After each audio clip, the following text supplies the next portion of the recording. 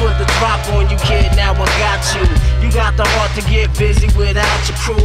Let's get it on, nigga, do what we gotta do. You bucking me, I'm bucking right back at you. So you say you're gonna knock me out? I know I'm gonna knock you out. So I'll say this, I'll put 100,000 down. Right now, put your money where your mouth is. Let's do it, right now. ¿Eso no está roto ahí? Mira los vendajes cuando se lo llevaron. Simplemente gasa. Mira los vendajes cuando se lo llevaron. El vendaje es simplemente gasa. Y no hay la gasa, nada, la no gasa, nada y no va a haber nada. Los cinturones aquí se hacen a un lado. Hay que pelear por honor y por gloria nada más. I invited him into the ring, and like we say in Mexico, we don't fuck around. What's up, man? What's up, Sam? You okay?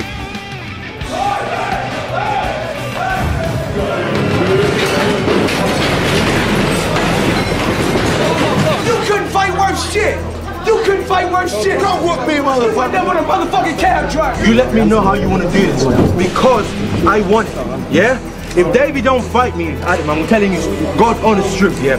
I'm going to physically, yeah? Burn him. He's gonna get it from a real man.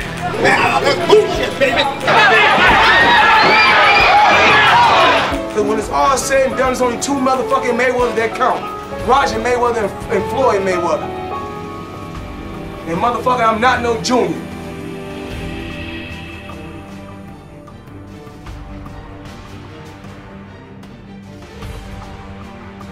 What do you think about Floyd talking about greater than Ali? He's very delusional. He can't listen. If he was anywhere near that realm of greater than Ali, he'd be able to take his kids to school by himself. Okay, he can't take his kids to school by himself. And he's talking about he's great. Greatness is not guarding yourself from the people. Greatness is being accepted by the people. He can't take his kids alone to school by himself. He's a little scared man. He's a very small, scared man. And a lot of corruption that's in boxing, and I'm willing to take a stand as a champion. Roy Jones Jr. is a great fighter, but somehow he don't have the same champion style or the same champion character when he step out of the ring and stand up for fighters that's being mistreated and being exploited as whores. It's a shame that fighters go in the ring that don't even have life insurance, and they go in the ring like me and Mr. Allen and risk our lives for something we love. The structure of the business is taking advantage of everybody that's on my side as a fighter, not on my side as agreeing with me, but on my side as an athlete. I am the athlete. I'm on the other side of the table. But I say that $225,000 for a championship fight of this level with so much controversy is a disgrace and is absurd. And I can find thousands of people in the boxing world that knows the business of boxing know for a fact that that's not credible. And not only that, it's about money, because I got a family, I got a kids. This fight took over 15 months to happen. I never got injured, and when I did get injured, it took 9 months. Hold up, it took 9 months. Can we talk about the fight first, Bernard? It took 9 months. The fight is not really important. Well, it is to our audience. It is to our audience. I knew I could beat this guy. Particularly after the first fight. Just talk about Robert Allen and what went on in the second round. When the politics put me on the shelf for 9 months waiting for a mandatory that's supposed to took place in 90 days after January 31st of 1998, and it didn't take place until August. You tell me, is it corruption in the sport? And then you tell me, let's talk about Robert Allen. That fight is over with. It's done. That's tomorrow. I don't worry about Robert Allen. I ain't have no doubt in my mind that I can beat him. I ain't have no doubt in my mind. But when you take a Michael Jordan out of the game for a year and expect him to come back to be sharp, you take an athlete like myself that never deviate from my craft, that never mess around in the streets, that don't get high, don't drink. Wait a minute, Mike, who are you pointing all this anger at? Tell us exactly who you're pointing It's no anger. It's you. Listen, it's you. I'm concerned more than upset. It's you and the other people in the industry that sits back and see, not criticize. And I'm not saying that you are the fault. I'm saying that you are outside looking in. Y'all know what goes on in the sport. Y'all want y'all interviews. Y'all want y'all writers. The writers want they quotes, and they want to do their Monday jobs, and they want to write the papers. But we all know that fighters are being taken advantage of, and our lives is on the line, man. That's what I'm trying to say. I'm saying that the fight is not important to me. I got a job to do when I step in that ring. That's my 9-to-5 job. Bernard, you had to say it's your piece, but a lot of people out there who would be listening to this would say, you don't have to fight. You don't have to be taken advantage of. You don't have to go along with the system if you're unhappy with it. Listen what I'm saying. Even though you may be right, I'm not disagreeing. I'm going to close it off like this. It don't have nothing to do with just basic common sense. A lot of people didn't have to march and get spit on and get kicked in the head and beaten over the head, and despicable things were said to them just for me to vote today. So when you tell me that, yeah, you don't have to take this abuse from the people that's beating you over the head in the club, spitting on you, calling you nigga, biting dogs, because, hold up, because it don't have nothing to do with you, but I'm telling you that when things happen, doesn't mean that if I'm not happy with it, that don't mean I should quit and get out of business because I'm not happy with it. I'm a guy that stand up for what's right, and there's a lot of people that's in their grave and got assassinated for standing up for what they believe is right. You might have thought they were silly for doing it. I don't know your opinion on that. So when you tell me that I should quit boxing, not quit, but I shouldn't be in this sport. Hold up, I'm not giving you an opinion. You telling me I shouldn't be in this sport if I don't agree with the laws and the politics that goes in the sport, and I say you're wrong. I say that's the problem. What are you going to do to change it? I can't do nothing in one day, but what I can do by being, hold up, this is very important about my power. By being the middleweight champion of the world, one of the best in the world. If you don't want to listen, you would give me that time. That's the reason you're doing this interview now. Thank you. They handed you the title. Who'd you beat the title? Who'd you beat for the title? Who'd you beat? Yeah, yo, look at you, look at you. He believes it too. Get up, I'll give you another belt. Who the fuck you knocking out? If I had your opponents, I'd have more knockouts too. Buddy, you fought Gavin Reese your last fight. We ain't heard of Gavin Reese in 10 years. Are you kidding me? Who did you beat for your first title? Who did you beat anywhere? You ain't even been in with guys that can fight. You ain't even been in with nobody that can fight. They're lying to you. They're lying to you. You lying to yourself. We can remember when you made outstanding fighter like Mayweather quit the fight. It seemed to us that in this fight, De La Hoya made you quit in the corner.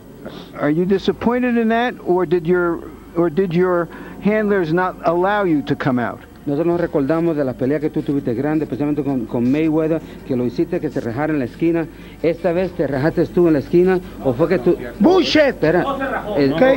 Bullshit. Él está diciendo, te está yo preguntando... No me rajé, no, tú tampoco, ¿no? ¿Qué? No, te está diciendo él... Suéltame la mano. ¿Perdón?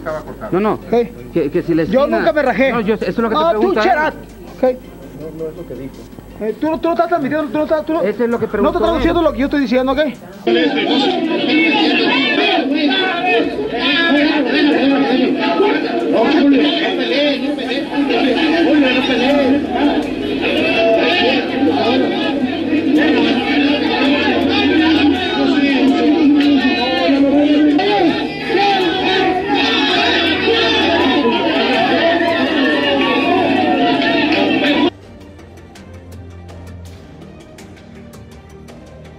You know, as far as scoring for wrestlers, boy, this turned into a wrestling match. Time. Go in that corner. Go in the corner. Time out. I got hit. You got to take a second.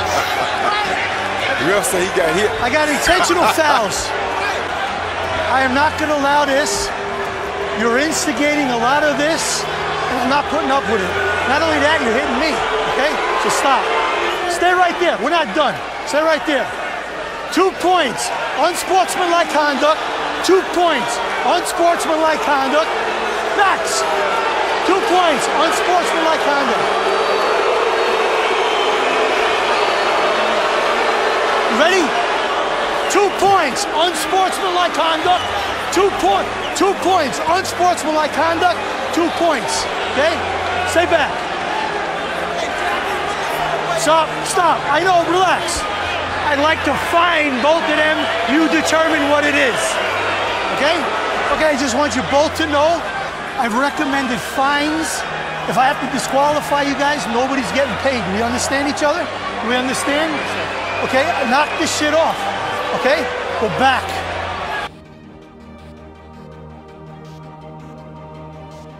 Hey, let's get enough.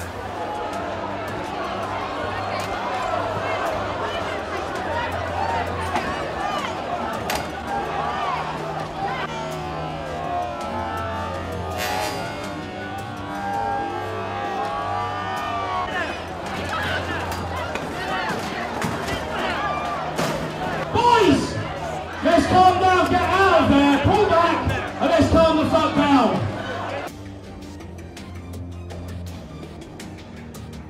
Really just needs to stay out of trouble, I reckon, in this round to hold on to his title. There's no doubt about it. Williams needs a knockout punch. Crowd getting pretty excited over on the far side, and things getting a little bit out of hand. And I'm afraid these are the kind of scenes we do not want. We now have fisticuffs going on between some of the French and British supporters of Williams who were in that corner. Chairs being hurled around. Now look at this. These are the kind of scenes that are an absolute disgrace, of course. Boxing definitely doesn't need this. Chairs being hurled at the British supporters. And this is an absolute disgrace. Well, the fight's been held up, of course it has. I don't know what started all of that. So, oh, look at those chairs being hurled, and this is a very, very dangerous scene indeed. Now, people are going to get hurt there. And we've got the whole crowd joining in. The fight had a controversial background with that allegation of Williams being drugged in the first fight, and there have been bad feeling between the two camps. And look at that, he's been hit by a chair. Now, what happened on this far side? There's certainly some of the British supporters have been standing up in that corner and obscuring the vision of some of the French fans. Atmosphere's been getting worse as the fight's been going on, and somewhere in there somebody threw a punch rather stupidly, and look at this, this is the result. Everybody's piling in, and well, no sport wants scenes like this. King's tirade began when I asked him about his own dealings in South Africa. What about the million you got from Sun City? Well, the million I got from Sun City, and this I'm going to say to you because to me, you means nothing, because you have been one of the guys who have vilified me, crucified me, castigated me all throughout my career, not objectively, not fair and impartially. No, let me talk now. We made 3 appointments with you to give you another thing. As far as I'm concerned, you're a scumbag. I don't have no use for you at all. You may be the greatest, you do think you're the greatest, but to me, to you as a man to man, you are nothing. You are dirt, and I just walk around you to keep them stepping in. So you don't have to worry about me. So I don't have no use for you, Jack Newfield. Yes, I made the mistake. I made the mistake of thinking, not going to South Africa. Then Don King did something I've never seen him do. He admitted he'd been wrong. I stand reproved. I apologize for what I did because I understand that it was wrong. Even though I didn't go there, I thought I could do it at an arm's length transaction. But for a scumbag like you, Jack Newfield, that is prejudice. You don't have no right to do what you do. You're not. King continued to vent his anger and then had my press credentials revoked. Which is the fact that we control who comes to this. It's a privilege, not a right. Later, King's men denied Frontline all access. Here, take this man's tape out of his camera. The argument spilled out into the hallway when King's men tried to take the videotape out of our camera. I want the tape out of this camera. This is a private property. King's stepson Carl also tried to intervene. I ain't gonna be as nice as my father. I'm not.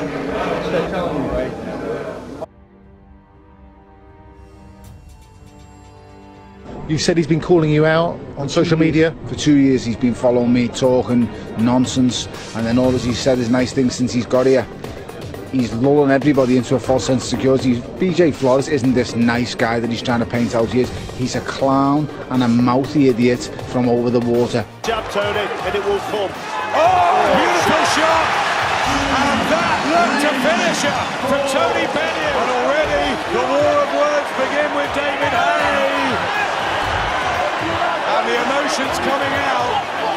Aaron fails to get through the 3rd round.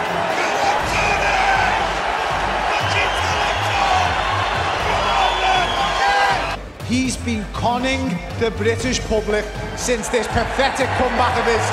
Them 2 guys you fought last two were a joke, and you're robbing everybody who pays to come in the arena. I smashed your buddy, your playmate, your playboy, your nightclub buddy, and I will smash you the exact same way. He's going to heavyweight because he loves money and he loves big paydays. Well, brother, I'm the biggest payday you can get hold of right now, so bitch, we better do it soon. And again, Hopkins doing his best to try to get a punch in the clinch. Steve Smoger's got hands as we go to round 6, and there was a right chance to jump right back on him and test his stamina and his age. You're on the edge of getting thrown out of here. It's enough of your shit.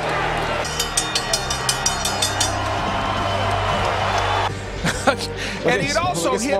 Yeah. Yeah, and also oh my, okay, Steve Smoger.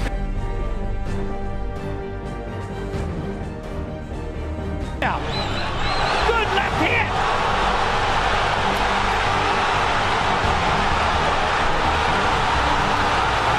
And there you have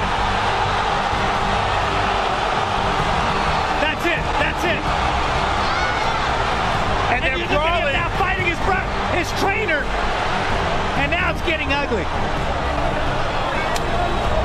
Now we're getting soaked. And now we're getting soaked here. It is getting ugly. Now that was the scheduled fight. Look at Lopez really started it by coming to the corner. He didn't need to do that, and he takes a left hand and another left hand, and that action was better than the action during their fight. Unbelievable. Motherfuckers know who's the best. If it ain't Fat Joe, then it must be Lord Finesse. Hot damn, it's the return of the funky man. I'm hip to the game. I'll always be the same.